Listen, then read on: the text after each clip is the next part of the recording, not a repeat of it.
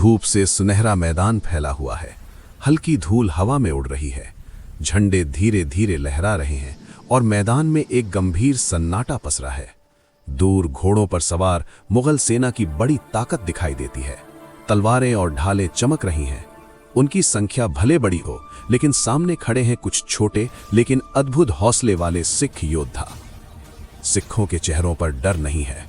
उनके हाथ तलवारों और ढालों में मजबूती से थामे हुए हैं। उनकी आंखों में सिर्फ एक लक्ष्य है, धर्म और सम्मान की रक्षा करना। वहीं 40 वीर सिख जवान, 40 मुक्ते एकजुट होकर खड़े हैं। उनके कदम जमीन पर मजबूती से टिके हैं, तलवारें उठी हुई हैं और हौसला उनकी आंखों में साफ झलकता है। ये वो वीर हैं जो किसी भी हाल में पीछे नहीं हटेंगे। युद्ध शुरू होता है।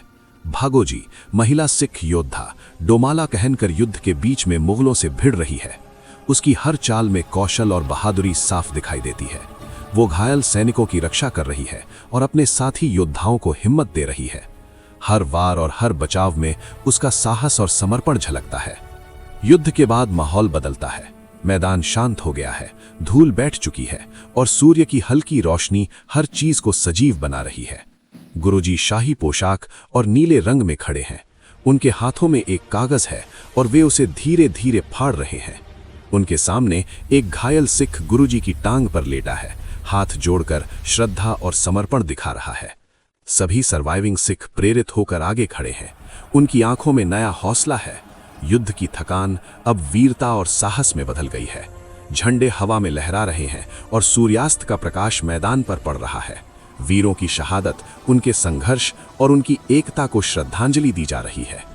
ये कहानी सिर्फ युद्ध की नहीं है, ये साहस, एकता, धर्म और वीरता की कहानी है।